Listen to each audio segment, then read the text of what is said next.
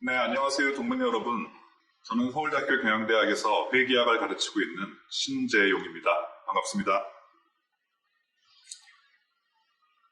네, 저희 스누 비즈 포럼에서 강의할 수 있게 되어서 영광으로 생각을 하고요. 오늘 제가 약 1시간 정도에 걸쳐서 말씀드릴 내용은 올해 초에 기억하시겠지만 재계를 강타한 성과급 논란에 관한 내용입니다. 여러분들 아시겠지만 올해 초에 SK하이닉스, 현대자동차, LG전자, 네이버, 카카오 등에서 MZ세대 직원들이 성과급 지급의 적정성에 관해서 논란을 일으키고요. 성과급 지급에 대해서 오너나 혹은 회사 경영진들의 설명하는 노력들이 뒤따랐었는데 오늘은 MZ세대가 요새 굉장한 관심을 가지고 지켜보고 있는 성과급과 공정성, 더 나아가서 최근에는 시대적 소명으로 인지가 되고 있는 공정한 보상에 대해서 말씀을 드려보도록 하겠습니다. 제가 오늘 말씀드릴 내용은요, 12월 초에 출간 예정인 제 책 공정한 보상, MZ세대, 그들은 왜 보상에 분개하느냐라는 부제를 가지고 있는 출간 예정인 제 책의 일부 챕터를 이용해서 말씀을 드리도록 하겠습니다. 자, 여러분들 우리 한국 사회에서 굉장히 중요한 사회 문제들이 많이 있죠. 자, 생각을 해보시면 요새 부동산 가격 상승에 따른 자산 격차라든가 여전히 해결되고 있지 않은 코로나19 문제, 그 이외에도 미세먼지, 그 다음에 초고령화 사회의 도래, 그리고 교육 격차 문제, 그 다음에 젠더 갈등, 세대 갈등, 하도 기라성 같은 사회 문제가 많아서 뭐가 가장 중요한지 혼동이 될 정도입니다. 자, 그래서 한번 최근에 SK그룹의 사회적 가치 연구원에서 한국인이 바라보는 사회 문제 서베이라는 조사를 했는데, 자, 그 서베이 결과를 이용해서 한국 사람들이 생각하는 중요한 사회 문제에 대해서 한번 알아보기로 하겠습니다. 자, 여기 보시면, 자, 현재 심각한 사회 문제, 그리고 미래의 심각한 사회 문제 두 개로 나뉘어서 서베이를 진행을 했는데요. 자, 작년도 2020년도 같은 경우에 현재 그리고 미래 공이 1등을 차지한 현재 한국인들이 가장 중요한 사회 문제라고 여기고 있는 사회 문제 1등은 소득 양극화였습니다. 자, 올해 서베이에서는 2등으로 내려앉긴 했지만 여전히 소득 양극화 문제를 한국인들은 굉장히 중요한 사회 문제로 여기고 있구나라는 사실을 알 수 있습니다. 자, 여러분들, 자, 문재인 대통령께서 2017년도 5월에 취임하시면서 하신 말씀, 유명한 취임사죠. 기회는 균등하고 과정은 공정하며 결과는 정의로울 것이다. 굉장히 울림이 있는 말입니다. 자, 문재인 정부가 임기가 다 돼가는 지금 한국 사회는 얼마나 더 공정해졌을까요? 자, 대통령께서 취임하시기 약 2달 전에 취업 포털 사이트 알바몬에서 여기 보시는 서베이를 진행을 했습니다. 대학생 약 3,000명을 대상으로 대한민국에서 가장 중요한 가치는 무엇이냐라고 물어봤는데, 당당 1등을 차지한 것은 개혁도 아니었고 소통도 아니었고요. 공정이 1등으로 가장 중요한 가치로 선정이 됐습니다. 자, 그래서 질문을 더 해봤습니다. 그러면 당신이 생각하는 정의로운 사회가 뭐냐라고 물어봤을 때, 자, 대학생들은 뭐라고 답했느냐? 자, 물론 그 당시의 시대적인 배경을 감안하면 국정농단 사태였죠. 물론 편법과 잘못에 대한 공정한 처벌이 이루어지는 사회라는 답변도 많았지만, 두 번째 보시면 노력에 대한 정당한 보상과 대가가 치루어지는 사회라고 공정한 사회 혹은 정의로운 사회를 정의를 했습니다. 자, 여러분들 아마 많은 동문님들께서 한 번쯤 읽어보셨을 것 같아요. 마이클 샌델 교수의 정의란 무엇인가라는 책입니다. 자, 2011년도입니다. 지금으로부터 약 10년 전에 이 정의란 무엇인가라는 책이 출간이 돼서 인문학 분야에서 상상도 할 수 없는 판매 부수를 기록했습니다. 100만 부를 돌파했습니다. 아마 그 정도로 10년 전 한국 사회는 공정이란 가치에 목말라 있기 때문이 아니었을까 생각을 하는데요. 자, 10년이 지났습니다. 대한민국 사회 얼마나 더 공정해졌을까요? 네, 최근에 마이클 샌델 교수가 다시 한번 신작을 냈습니다. 공정하다는 착각이라는 책이죠. 네, 이 책이 다시금 올해 상반기에 교보문고의 베스트셀러가 됐습니다. 아마 여전히 한국인들이 공정이란 가치에 목말라 있지 않나 싶습니다. 자, 최근에 85년생 이준석 대표, 아마 MZ세대의 아마 첫 세대일 것 같은데요. 85년생이니까. 이준석 대표가 공정이란 가치를 내걸고 당대표가 됐는데요. 이준석 대표의 책이 있죠. 2019년도에 이준석 대표가 쓴 책 제목도 공정한 경쟁입니다.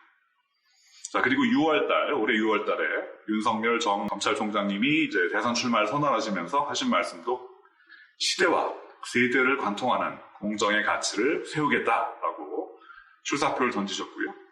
이재명 경기지사님도 비슷한 시기에 출마 선언을 하셨는데 출마 선언에서 공정이라는 단어를 13번이나 언급을 하셨습니다. 아마 대한민국은 바야흐로 공정이 차고 넘치는 범람하는 사회가 된 것 같습니다. 자, 여러분들 제 책의 부제가 MZ세대는 왜 보상에 분개하느냐. 자, 짐작하시겠지만 제 책의 상당 부분은 소위 MZ세대를 다루고 있습니다. 자, 여러분들이 일하고 있는 조직에서는 자, MZ세대, 간단히 20, 30대 직원들의 비율이 얼마나 되시나요? 네, 저는 현대중공업 지주라는 회사에서 사회이사를 하고 있는데 인사팀에 알아보니까 현대중공업 그룹 같은 경우에는 20, 30대 직원들, 소위 MZ세대들이 약 전체 임직원의 40% 정도 된다. 제가 사회이사로 일하고 있는 다른 회사에서도 비슷한 답변이 나왔습니다. 자, 그러면 아마 중후장대 제조업에서도 지금 40% 정도가 전체 임직원의 40% 정도가 MZ세대인데 아마 서비스 업종이라든가 아니면 IT 기업이라든가 이런 다른 업종으로 이제 확대를 시키면 아마 웬만한 대기업의 50% 정도는 절반 정도는 MZ세대가 아닌가 싶습니다. 통계적으로 보면은 우리나라 MZ세대들이 약 34%, 1,700만 정도로 추산이 되고 있다고 합니다. 자, 여기 이제 모 신문에서 발췌한 기사인데요. 자, 아마 이 영상을 보고 계시는 여러분들, 586도 계시고, 아니면 베이비 부머도 계시고, 그 위에. 저 같은 X세대도 계시고, 그 다음에 밀레니얼 세대도 계시고, 아마 G세대도 계실 것 같은데요. 어디부터 MZ세대냐? 약간씩 다릅니다만, 대략 1985년 정도를, 밀레니얼 세대의 선두로 보는 것 같습니다. 그래서 대략 1985년에서 2000년 초반까지 태어난 세대를 저희가 MZ세대라고 하는데요. 자, 여러분들 아마 조직에 이미 MZ세대 직원들이 많이 계시고, 아마 동료나 혹은 부하 직원으로서 같이 일하고 계실 텐데요. 자, 이 MZ세대가 기존의 조직과 융화하는 과정에서 지금 낳고 있는 여러 가지 조직 내 세대 갈등 아마 한 번쯤 들어보셨거나 이미 겪고 계실지도 모르겠습니다. 자, 여기 그 신문에 이제 만화를 보시면 아니 이거 하나 제대로 처리 못하나라는 부장님의 질책에 MZ세대 직원들이 아니 이거 하나 제대로 지시 못하세요라고 되받고 있는 재미있는 사진이 있습니다. 자, 그러면 여러분들 아까 이제 알바몬의 서베이 결과에서도 보셨지만 젊은 세대들 그죠? 그 당시 2017년 당시에 대학생이었으면 한 95년생쯤 되겠죠? 정확히 MZ세대에 해당하는데요. 자, 그분들은 공정을 대단히 중요한 가치로 여기고 있는 것을 아실 수 있을 겁니다. 자, 그러면 그 친구들이 얘기하는 공정이 뭐냐? 공정이란 개념이 굉장히 철학적인 개념일 수도 있겠죠. 마이클 샌델 교수는 하버드의 철학 교수죠. 자, 그래서 아마 철학계 교수님들도 그죠? 아니면은 다른 인문학 교수님들도 굉장히 심도 깊게 공정 혹은 정의에 대해서 논하실 수 있겠지만 지금 제가 보기에는 MZ세대들이 원하는 공정은 그렇게 거창한 것은 아닌 것 같습니다. 자, 철학적인 차원이라기보다는 자, 노력에 대한 정당한 대가. 아까 서베이 결과 기억나시죠? 자, 노력에 대해서 정당한 대가와 보상이 이루어지는 상황을 공정한 상황이라고 인식하고 있는 거죠. 굉장히 실용적인 차원이다라고 저는 이해하고 있습니다. 자, 이 친구들이 그죠? 아마 정보화와 세계화를 동시에 이뤄낸 아마 첫 세대고, 그죠? 굉장한 능력을 가지고 있는 세대인데요. 네, 이 친구들이 지금 직면하고 있는 여러 가지 사회 경제적인 상황은 그리 녹록치 않습니다. 잘 아시다시피. 네, 이 MZ 세대들이 이 척박한 그리고 가혹한 이 환경에서 살아남기 위해서 자신의 이익을 추구하고 확보하는 그런 과정에서 찾아낸 수사, 레토릭이 저는 공정이라고 생각을 합니다. 자, 여러분들 제 강의에서 딱 기억하실 한 문장이 있다면 MZ세대는 교환이라는 틀로 세상을 본다. 이 말씀을 꼭 기억해 주시기 바랍니다. 자, 결국 교환이란 게 뭔가요? give and take죠. 인풋 대 아웃풋이죠. 자, MZ세대가 굉장히 중요한 가중치를 부여하는 매트릭이 이 교환 비율입니다. 그렇죠? 자, 이 친구들의 속내에는 자신들은 굉장히 치열한 경쟁과 지식의 획득을 통해서 훌륭한 능력을 축적을 했지만 그럼에도 불구하고 그에 따른 정당한 보상을 받고 있지 못하다. 아마 586, X세대, 현재 임직원들의 상층부를 차지하고 있는 세대에 비해서 훨씬 더 뛰어난 능력을 가지고 있고 더 열심히 노력했는데 그에 상응하는 보상을 받지 못하고 있다. 그에 상응하는 대가를 받고 싶다는 바람이 아마 이 공정이라는 단어로 표출이 됐다고 생각을 하고요. 자, 결국 MZ세대에게는 투입, 시간과 노력과 기회비용이 되겠습니다. 자, 그 투입에 상응하는 산출물, 보상이 되겠죠. 선발이나 보상이 될 겁니다. 자, 그 투입과 산출의 교환 관계를 공정하게 가져간 것이 무엇보다도 중요하다라고 이해하시면 되겠습니다. 자, MZ세대는 어디에서 공정을 갈구할까요? 그죠? 공정을 원하는 분야가 대단히 다양하겠지만, 자, 역시 SK그룹에서 실시한 서베이 결과를 보면은요, 응답자의 약 60% 정도가 20, 30대 일반인들입니다. 자, 요새 ESG가 화두죠? 자, 그래서 ESG의 여러 가지 하부 성과들이 있는데 SK그룹에서 서베이를 진행하면서 응답자들한테 ESG 성과의 하부 성과들 여러 가지 디멘션이 있는데 자, 그 성과를 한번 순위를 매겨봐라. 자신이 중요하다고 생각하는 그렇게 서베이를 디자인을 했습니다. 그래서 크게 보면 투자하고 싶은 기업, 그 다음에 사회에 꼭 필요한 기업 이렇게 두 개로 나눠서 ESG 성과를 구성하는 하부 디멘션의 성과에 대해서 랭킹을 매겨봐라 라고 했는데요. 자, 여기 보시면은 자, 사회에 꼭 필요한 기업 Y축을 살펴보시기 바랍니다. 자, 가장 위에 Y축에서 가장 위에 자리하고 있는 ESG 하부 성과 뭘까요? 성과, 평가와 보상을 합리적으로 하는 기업입니다. 자, 그래서 성과, 평가와 보상을 합리적으로 하는 기업이 사회에 가장 필요한 기업이다라고 생각하고 있구나. 보실 수 있을 겁니다. 자, 그러면 이 응답자의 연령별로 해가지고요. 저희가 이 ESG 하부 성과에 대해서 중요하게 생각하는 정도 그 랭킹을 한번 쭉 살펴보니까요. 굉장히 재밌는 게 30대에서 성과평가 보상을 합리적으로 하는 기업이 사회에 가장 필요한 기업이다라고 응답한 비율이 제일 높았다. 전 연령대에서.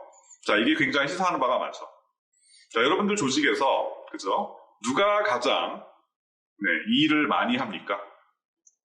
지금 이 화면을 보고 계시는 동무님들이 일을 가장 많이 하시겠지만 자, 일반적으로 이제 제가 회사분들이랑 얘기를 나눠보면 30대 직원들이 가성비가 제일 좋다 이런 얘기를 합니다.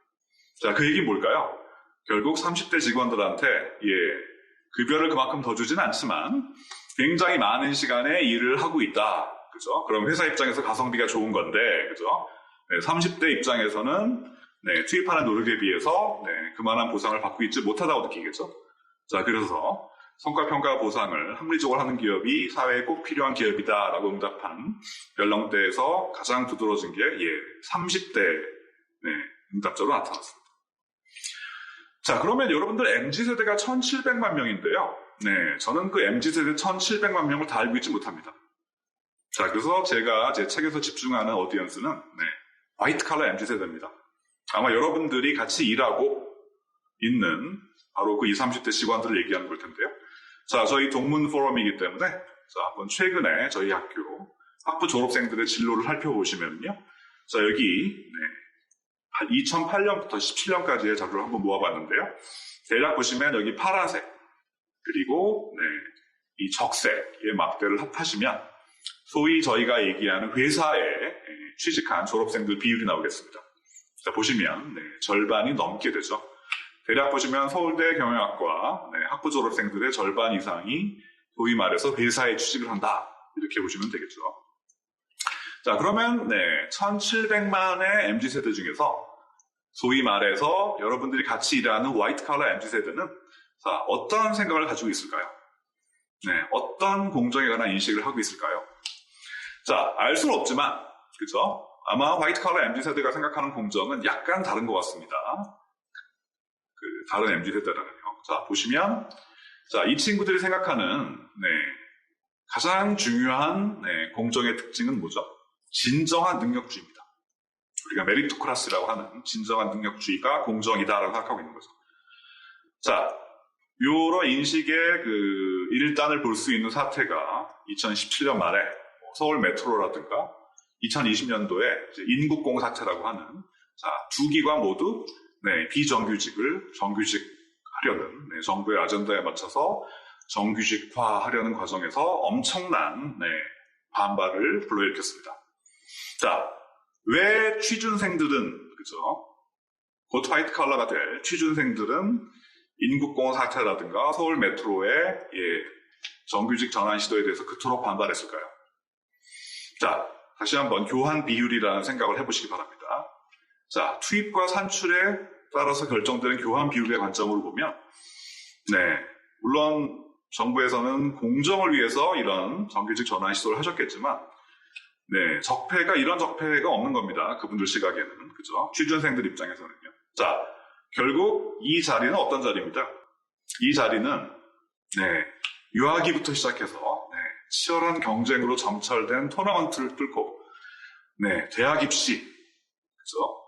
학점 경쟁, 그 다음에 치열한 입사 경쟁, 입사 시험, 그리고 다단계 면접을 뚫고 얻을 수 있는 그런 자리가 이제 공공기관의 정규직이라는 자리인데 전환 대상인 비정규직들은 그런 투입 없이 정당한 노력을 기울이지 않고 투입하지 않고 이 정규직이라는 대가를 얻게 된 거로 보였기 때문에 이런 적폐가 없다라고 생각했겠죠. 그 결과 굉장히 큰 반발을 불러일으켰습니다. 자, 그렇기 때문에 여러분들 이제 MZ세대를 하나로 묶는 시도는 굉장히 위험한 시도입니다.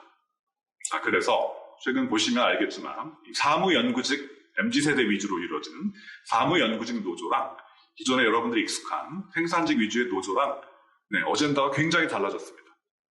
정년 연장이라든가 근로조건의 개선이라든가 이런 게 전통적인 노조의 어젠다였다면 지금 MZ세대 사무연구직 노조에서 가장 중요하게 여기는 어젠다가 개인의 성과에 상응하는 개인의 기여에 상응하는 합리적이고 공정한 보상 제도가 이 사무연구직 노조에서 부르짖는 가장 중요한 어젠다가 된 거죠.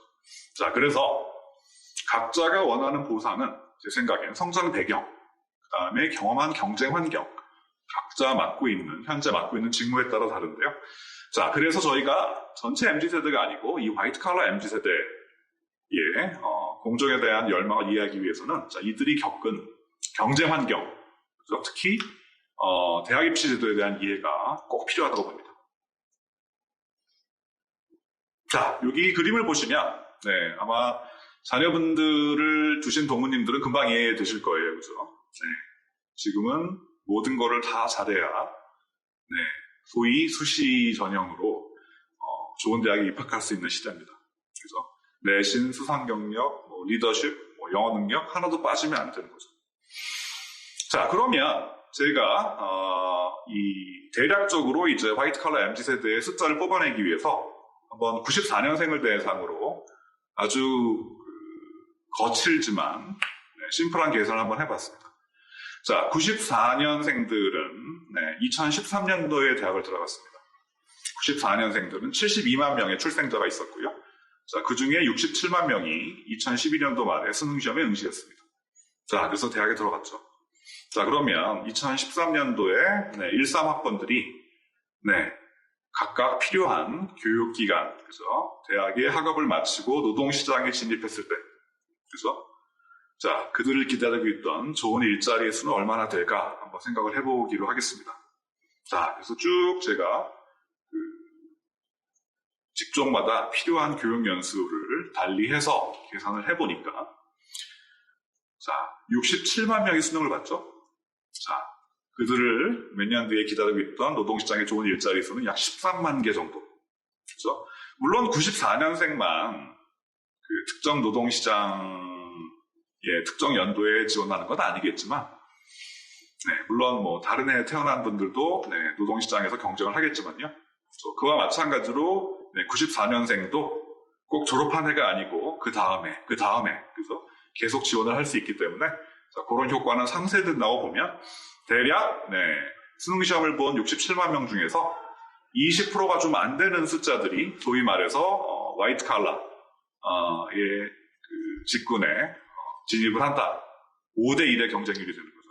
저는 X세대인데 저도 대학을 물론 쉽지 않게 갔습니다. 치열한 경쟁을 뚫고.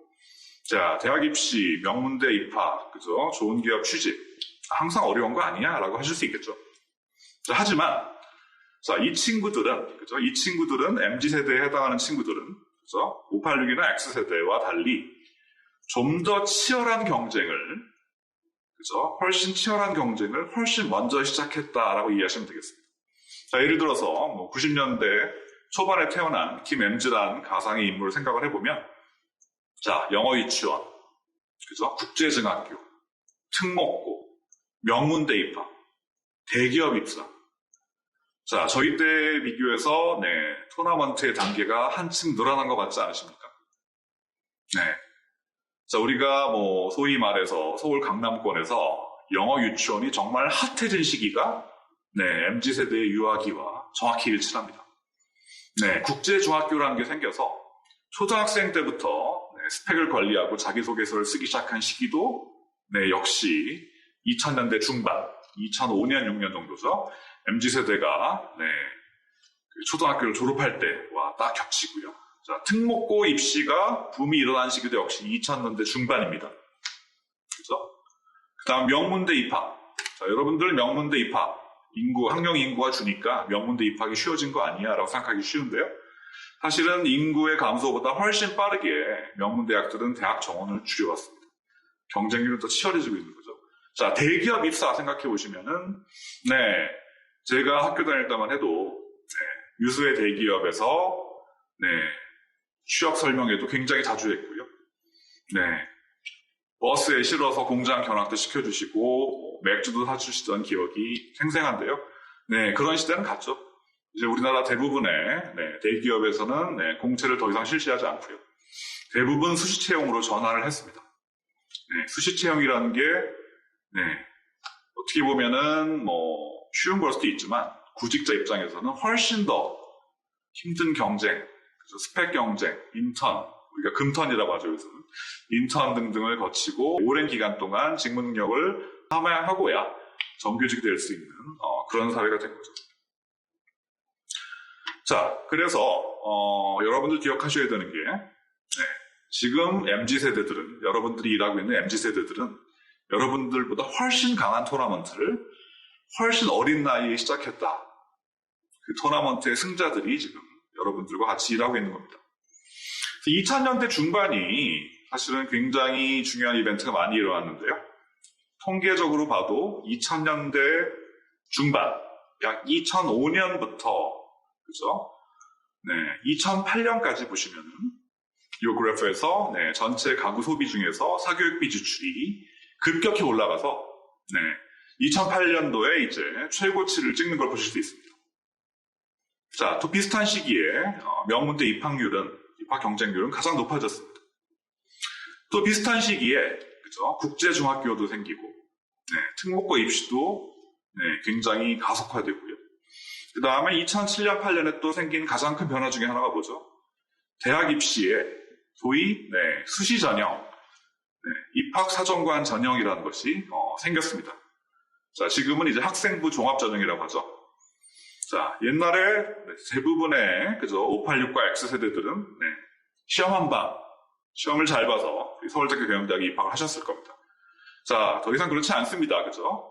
자, 수시 전형으로 소위 말해서 설경에 입학하기 위해서는 굉장히 일찍부터 체계적으로 스펙을 관리해야 되는 거죠.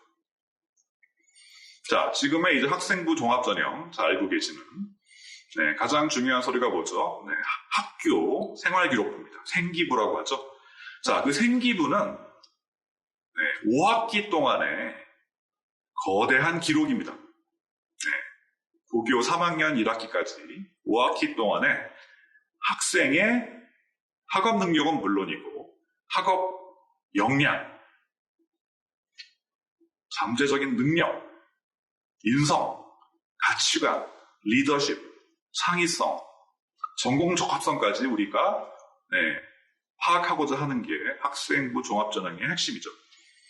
자, 그 학생부 종합전형은 저도 입학사정관으로 참여를 해서 굉장히 많은 인원들의 생기부를 열심히 읽어본 경험이 있습니다만 그야말로 3년 동안 장기적인, 종합적인, 정성적인 한 학생의 능력과 역량에 대한 사실과 관찰과 평가의 기록이다 라고 이해하시면 되겠습니다.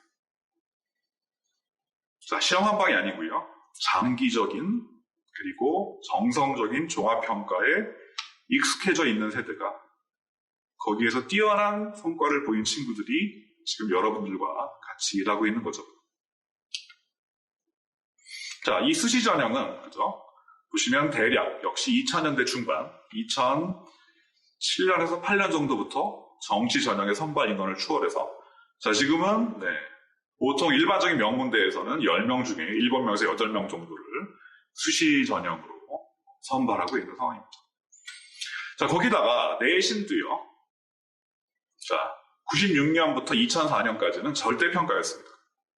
자, 근데 MZ세대 선두들이 고교 생활을 할 때 2004년부터는 상대평가로 다시 돌아온 거죠. 2005년이죠. 정확히 말씀드리면 2005년부터 9등급 상대평가로 다시 회귀를 했습니다. 절대평가에 비해서 상대평가는 엄청난 경쟁에 시달리게 되죠. 이외에 모두가 적이 되는 그런 정글 같은 학교 생활을 보낸 친구들이 MZ세대입니다. 자, 그러면 이제 MZ세대가 어떤 경쟁 환경을 거쳐서 이 자리에 왔는지는 아마 이해를 하실 수 있을 겁니다.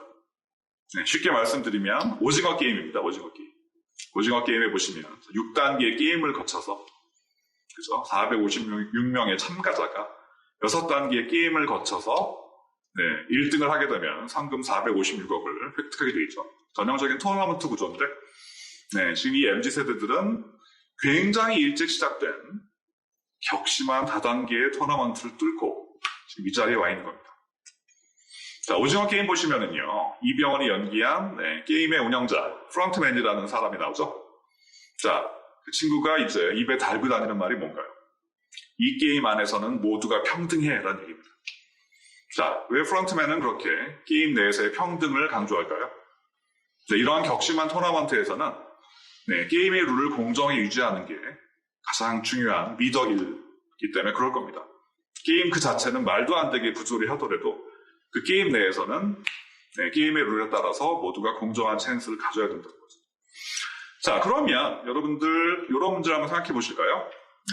공정한 성과 측정, 공정한 보상을 위해서 가장 중요한 게 뭘까요?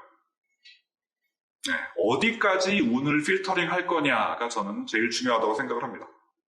여기 보시면은 성과는 뭐의 함수일까요?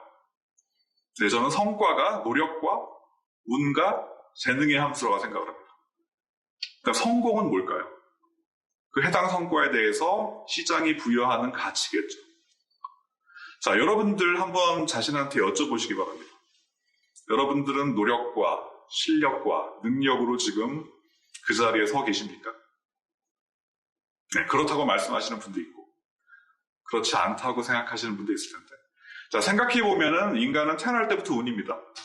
자, 여러분들이 소말리아라든가 아프가니스탄에서 태어나셨다면 지금의 성취를 이루실 수 있었을까요? 자, 마찬가지로 여러분들 마이클 샌델 아니면은 마이클 샌델 이전에 존 롤즈 같은 철학자들은요, 네, 능력주의에 대해서 신랄하게 비판했습니다.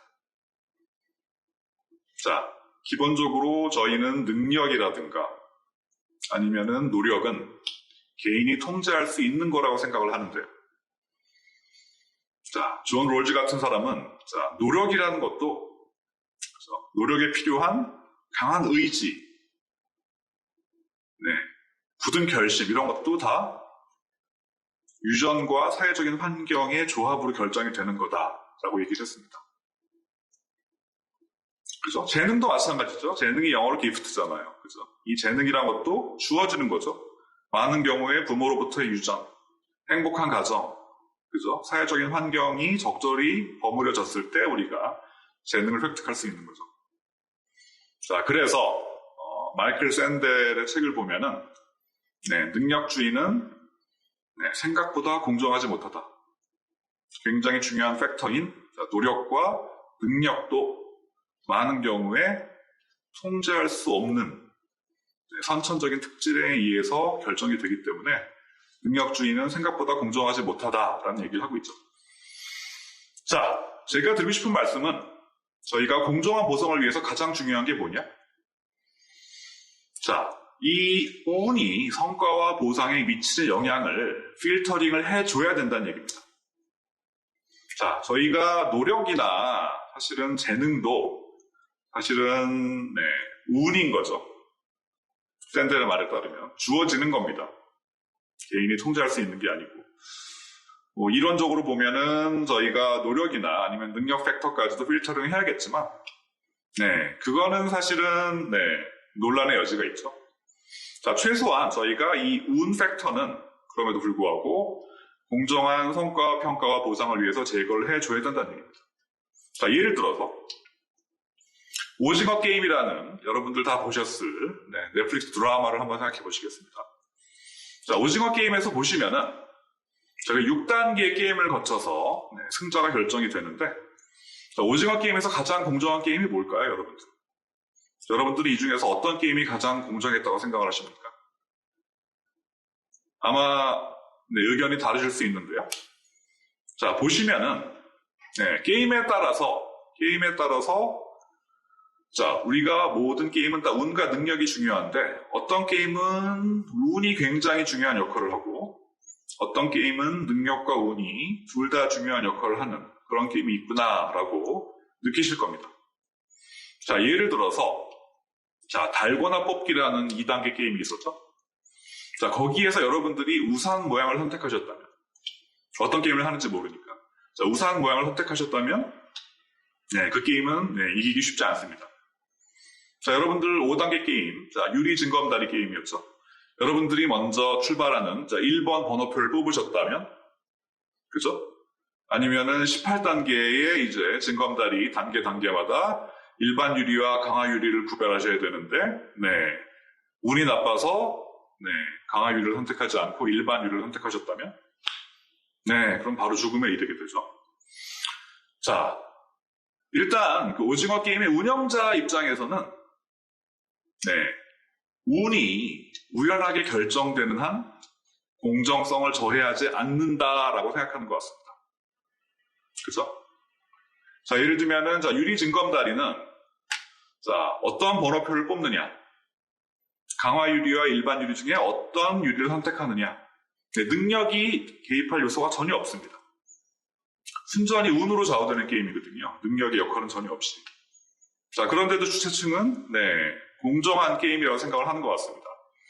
자, 드라마를 보시면 자, 심지어 참가자 중에 한 명이 유리 공장에서 일을 해서 강화 유리와 일반 유리를 구분할 수 있는 능력이 있는데 자, 그 능력이 네, 게임에 미치는 팩터를 제거하기 위해서 불을 꺼버리죠.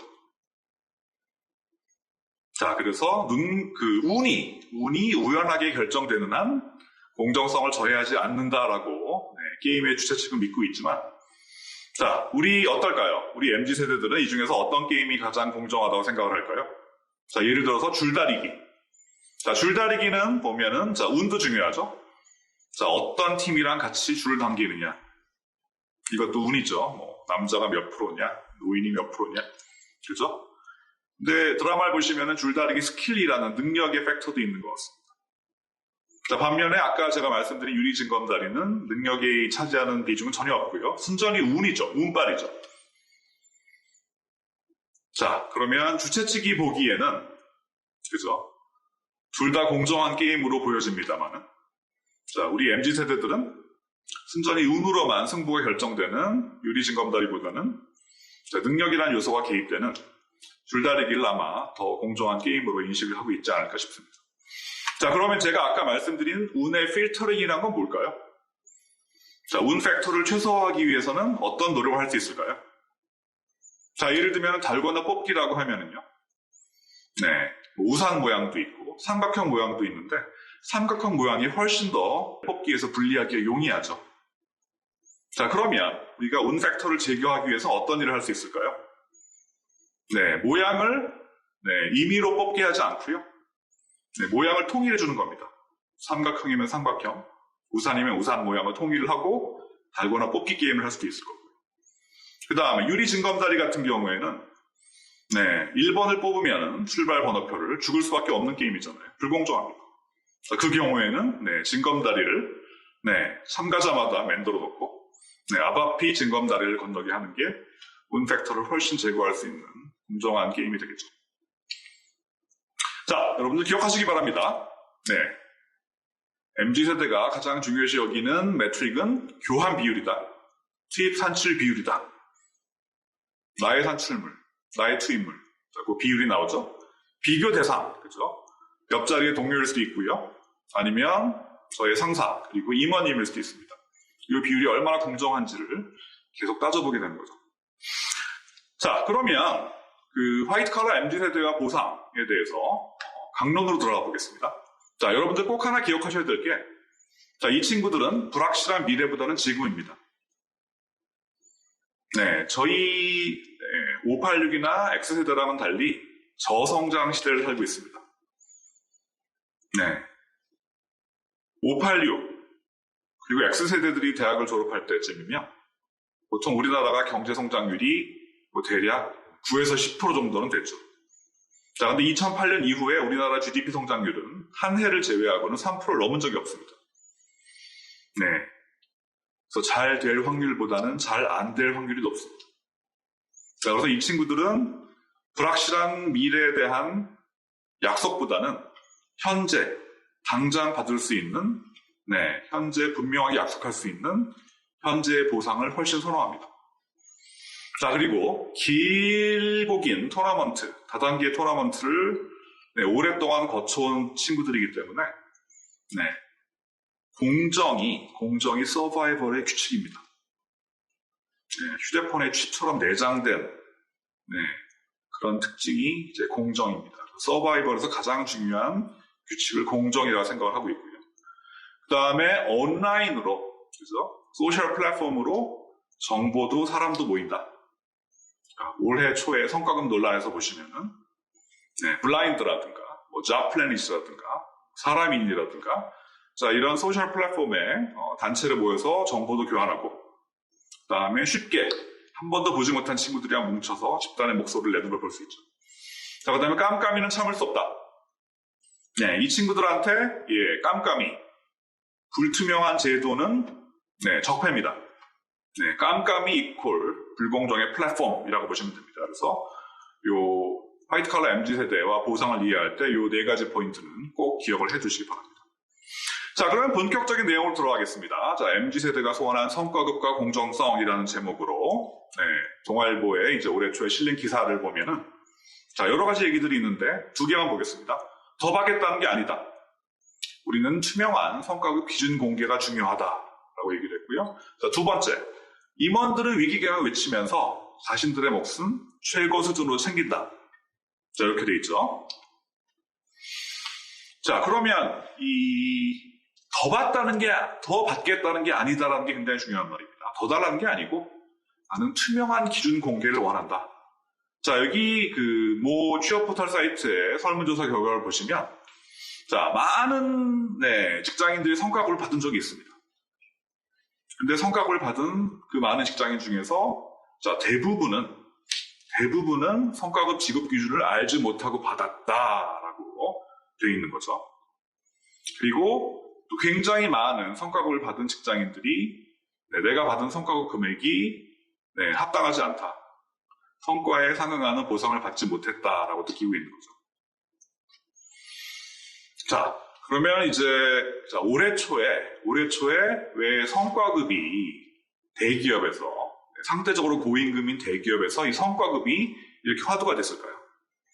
자, 생각을 해보시면, 자, 옛날에 이제 586이나 X세대만 해도요, 성과급은 조직이 주는 선물 같은 거였습니다.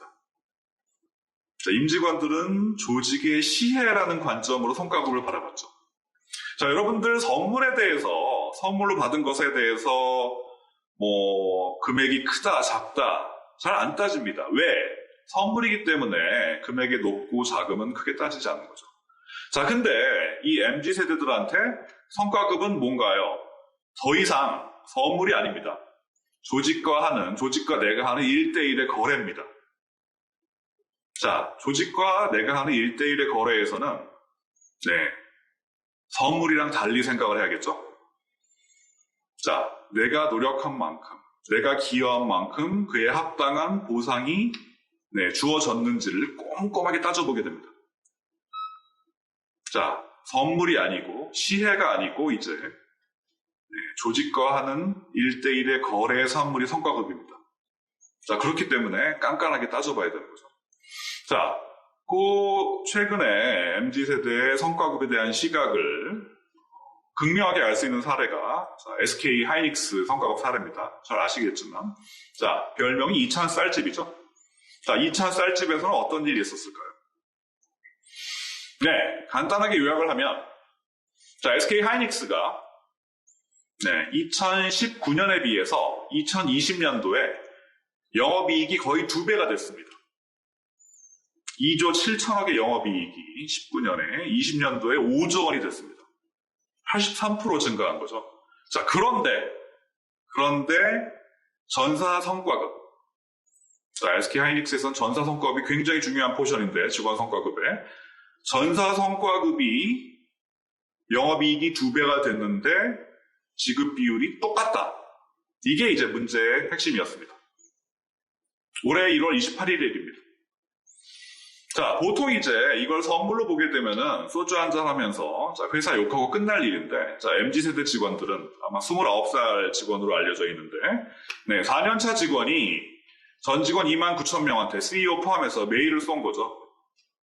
성과급 지급 규모가 말이 안 된다. 이해할 수 없는 규모다. 라고 이제 메일을 쐈는데, 거기에 이제 동조 댓글이 엄청나게 달린 겁니다. 자, 타임라인을 보시면, 자, 1월 28일에 이제 지급 규모가 발표가 됐고, 자, 논란이 이제 통제할 수 없을 정도로 커지니까, 오너이신 최태형 회장님께서, 반도체 설비 준공식장에 쓰셔가지고, 논란을 잘 알고 있다. 내 연봉 30억 원을 반납하겠다. 문제 해결에 도움이 됐으면 좋겠다라고 했는데, 논란은 전혀 잦아지지 않았습니다. 자, 그래서 급기야 2월 2일 날 CEO 이석희 대표님이 사내 해명문을 발표하셨는데, 역시 논란은 전혀 잦아들지 않았습니다. 자, 그 이틀 뒤에 다시 한번 개선책을 발표를 하셨습니다. 성과급 지급 기준을 바꾸겠다. 우리 사주를 지급하겠다. 복지 포인트를 추가 지급하겠다. 자, 이런 식으로 이제 개선책을 발표하면서 논란은 좀 잦아들었고요.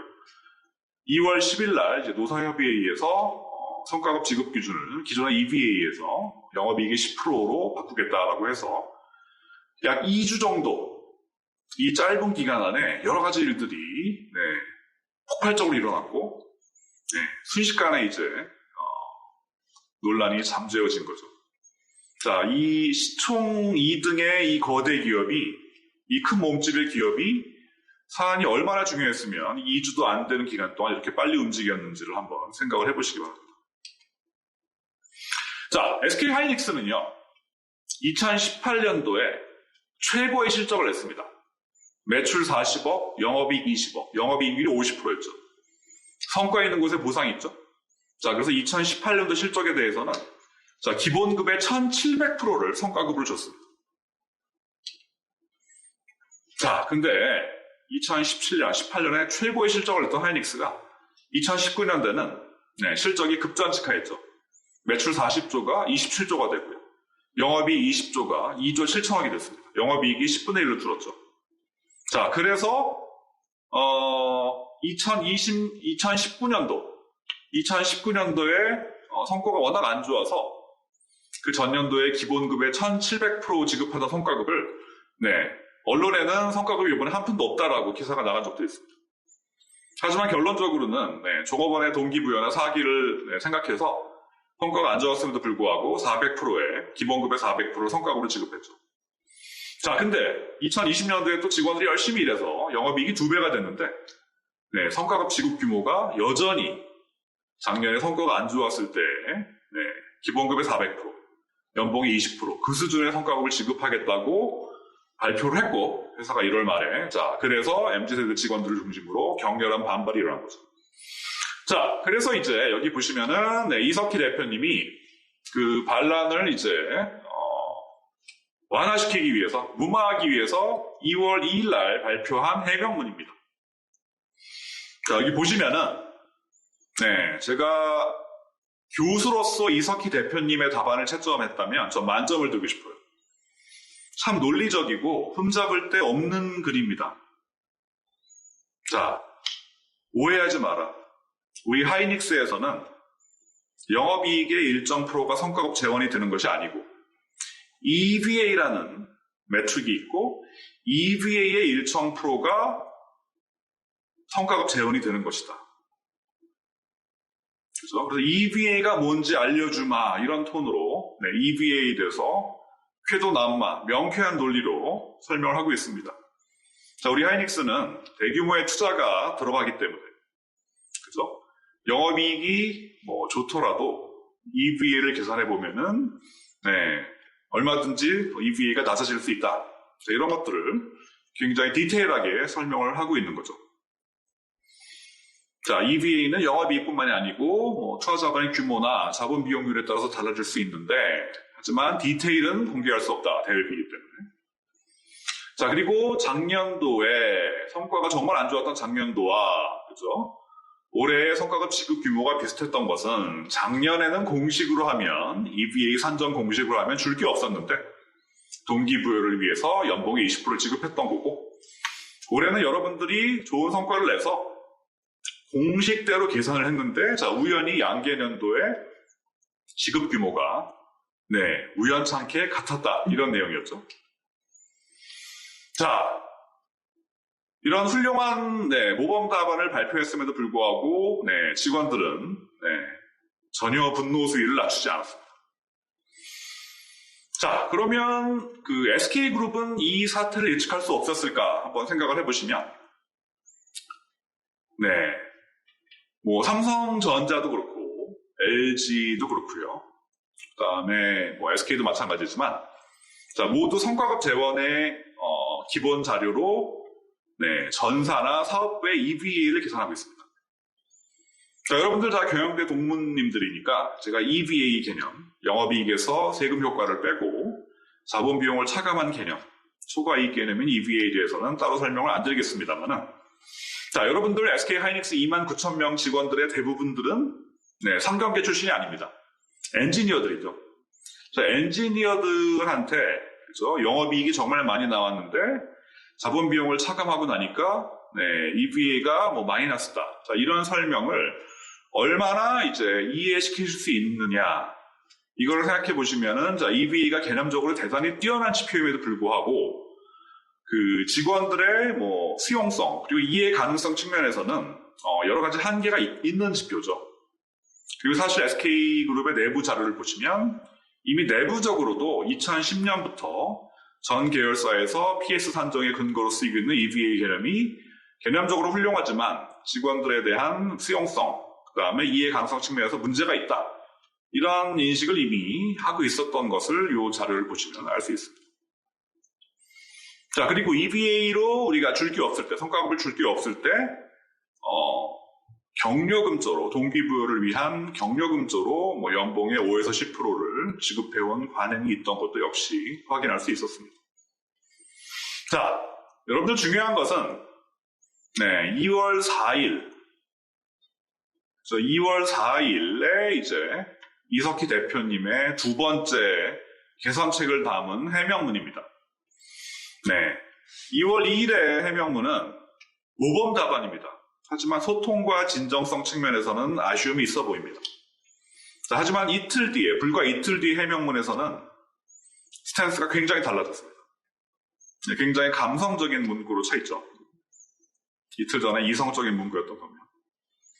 자, 여기서 이석희 대표님은 자, 지난 이틀 동안 많은 생각을 했다. 자, 행복의 조건이 무엇인지 생각을 해봤다. 행복을 키워나가기 위해서 가장 중요한 것은 공정과 투명이라는 사실을 알게 되었다. 자, 그리고 구성원한테 받는 신뢰가 얼마나 중요한지 알게 되었다. 그래서 신뢰를 쌓기 위해서 회사에서 가장 중요한 가치로 공정과 투명 이 두 가지 가치에 집중하겠다. 이런 얘기죠. 자, 그래서 EVA가 아닌 영업이익의 10%를 성과급 재원으로 하겠다. 그 다음에 우리 사주와 복지 포인트를 지급하겠다. 그 다음에 회사를 운영하면서 자, 소통의 방점을 찍고 그동안 회사가 지속적으로 성장하면서 우리가 소통에 소홀했던 측면이 아닌데 소통에 최고의 가치를 부여하고 회사를 운영해 나가겠다. 자, 이런 식으로 이제 해명문 겸 개선책을 발표하셨죠. 자, 그래서 일단 진화가 됐습니다. 자, 여러분들 제가 일일이 설명을 안 드려도 아마 첫 번째 해명문과 두 번째 해명문에서 이 회사의 톤이 굉장히 다르다라는 것을 느끼실 수 있을 겁니다. 그죠? 두 번째 해명문에서는 진정성, 소통의 방점을 찍고 공정과 투명을 그리고 소통을 강조함으로써 이제 구성원들의 신뢰를 쌓는 방향으로 이제 선회를 했고 그 결과 사태가 마무리될 수 있었던 거죠. 자, 그러면 여러분들 이 MZ세대 자, 싫으나 좋으나 우리 밀레니얼과 G세대랑 같이 일하셔야 됩니다. 그죠? 어떻게 일하는지 알아야 됩니다. 어떻게 보상해야 되는지 여러분들 아셔야 되는 거죠.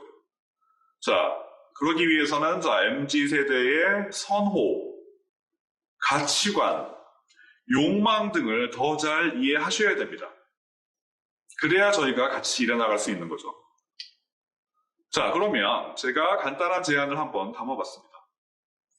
자, 일단은 제가 지금까지 말씀을 드린 대로 MZ세대의 보상에 대한 요구를 이해하고 제도를 정렬하라. 이 친구들이 원하는 대로 다 해주라는 것이 아닙니다. 다만 이 친구들이 원하는 게 뭔지 이 친구들의 선호와 가치관과 욕망을 여러분들 이해하셔야 됩니다. 그리고 여러분들의 눈으로 그 친구들의 선호와 가치관과 욕망을 이해하려고 하지 마시고요. 있는 그대로 바라봐 주시길 바랍니다. 그리고 여러분들이 하실 수 있는 한도 내에서 그분들의 선호와 가치관과 욕망을 정확히 읽고 반영해서 온라인 하실 수 있는 제도는 온라인 하셨으면 좋겠습니다. 자, 굉장히 중요한 게 하나가 있습니다. 그죠? 이 두 번째, 집단을 넘어서 개인의 성과로. 자, 여러분들 이건 꼭 비단 MZ세대뿐만이 아니고요. 어떻게 보면 시대의 정신이라고 생각을 하는데 우리 성과평가와 보상에 있어서 큰 흐름이 있는 것 같습니다. 집단에서 개인으로, 단기에서 장기로, 정량에서 정성으로, 결과에서 과정으로. 자, 이 MZ세대가 원하는 가치 체계, 그리고 이 시대 정신을 반영하면, 자, 기존의 저희 성과급들 다 전사 성과급 혹은 조직 성과급이었죠. 회사가 잘해서, 우리 단위 조직이 잘해서 네, 성과급이 높아지는 구조였는데요. 네, 더 이상 이러한 식의 성과급은 유효하지 않을 겁니다. 자, MZ세대들은 뭐죠?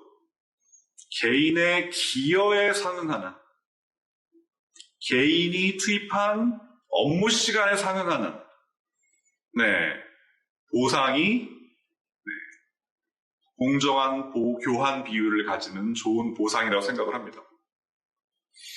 자, 그럼 이제 개인의 기여, 개인의 업무 투입을 측정할 매트릭이 필요한데 전사나 조직 성과랑 달리 회계로는 측정할 수 없습니다. 정량적인 거로 측정하기보다는 정성적으로 측정을 해야 되거든요. 개인 성과는 정성적으로 측정을 해야 되기 때문에 누가 제일 중요하다? 역량 있는 관리자가 중요합니다. 역량 있는 관리자. 자, 그래서 개인의 회사에 대한 기여분을 정확히 측정할 수 있고요. 네, 업무 수행 과정에서 끊임없는 관찰을 통해서 개인의 회사에 대한 경제적 기여를 정확하게 측정할 수 있는 관리자. 그리고 네, 기여분이 다르기 때문에 개인별 보상 차이가 날 수밖에 없고, 그리고 우리가 많은 보상을 위해서 성과를 향상시키기 위해서는 어떤 스킬이 필요한지 코칭과 멘토링을 해줄 수 있는 그런 관리자의 육성이 시급합니다. 역량 있는 관리자의 육성을 빨리 시작하셔야 되고요. 자, MZ세대는 깜깜이 평가와 보상은 즉 불공정한 평가와 보상입니다. 자, 그래서 평가와 보상의 투명성이 중요하다. 더 받겠다는 게 아니다. 투명한 공시, 투명한 공개를 원하는 거죠. 자, 여러 가지 상황으로 회사의 대입이나 영업비밀 격이 있기 때문에 대폭적인 공개는 힘들더라도 저희가 MZ세대가 중요한 예측 가능성에 도움이 되기 위해서는 어느 정도 이제 보여줄 수 있는 것은 투명하게 보여주는 것이 굉장히 MZ세대의 공정성 지각에서 중요하다. 이런 말씀을 드리고 싶고요. 그 다음에 기존의 이제 위계적인 직급에서 역할 중심으로, 그 다음에 기존의 획일적인 보상에서 하이닉스 29,000명의 직원들이 EVA 20%를 전사성과급으로 받는 그런 굉장히 획일적인 성과급 제도에서 벗어나서 개인에 따라서 개인의 특성과 스킬에 따라서 차별화된 보상 제도의 설계가 또 필요할 것 같고요. 그 다음에 마지막으로 이제 성장할 수 있는 기회도 보상의 일부다. 자, 이런 식의 제도의 수정이라든가 보상을 증가시키는 게 쉽지 않은 경우도 많을 것 같아요. 자, 하지만 MZ세대가 보상에만 올인하는 세대는 아닙니다. 자, 보상을 당장 올려줄 수 없다면 하실 수 있는 것들이 많습니다. 그죠? 결국 이 친구들은 단기 보상도 굉장히 중요하게 생각하지만 또 동시에 이제 역량을 높일 수 있느냐. 자, 이 회사에서 내가 일하는 것이, 그죠? 다음에 이직할 때 나의 몸의 가치, 그죠? 나의 시장 가치를 몸값을 얼마나 올려줄 수 있느냐를 또 굉장히 중요하게 생각을 합니다. 자, 그러면 이제 단기적으로 보상을 올려줄 수 없다면 자, 다른 것들을 해볼 수가 있겠죠? 자, 예를 들면 실력 있는 상사에 의한 코치나 멘토링도 할 수 있을 거고요. 우리가 분권화를 통해서 좀 더 많은 권한을 위항해서 기회를 줄 수도 있을 것이고, 그 다음에 다양한 교육 훈련 기회를 제공함으로써 역량을 제고할 수도 있을 거고요. 여러 가지 이제 비금전적인 보상 구조를 이용해서도 MZ세대의 보상 공정성을 높일 수 있는 여러 가지 방법이 있을 겁니다. 자, 제가 한 1시간 정도 제가 관찰한 MZ세대와 공정 그리고 보상이라는 토픽에 대해서 말씀을 드렸는데요. 가장 중요한 것은 임원진과 관리자입니다. 제 짧은 강의가 여러분들이 싫으나 좋으나 같이 살아나가야 될 MZ세대 직원들을 보다 더 잘 이해하고 이들의 선호 그리고 가치관을 반영한 네, 좀 더 합리적이고 공정한 평가 보상 제도를 고민하는데 화두를 던져주는 그런 역할을 했으면 네, 저는 굉장히 기쁘겠습니다. 자, 긴 시간 들어주셔서 감사합니다.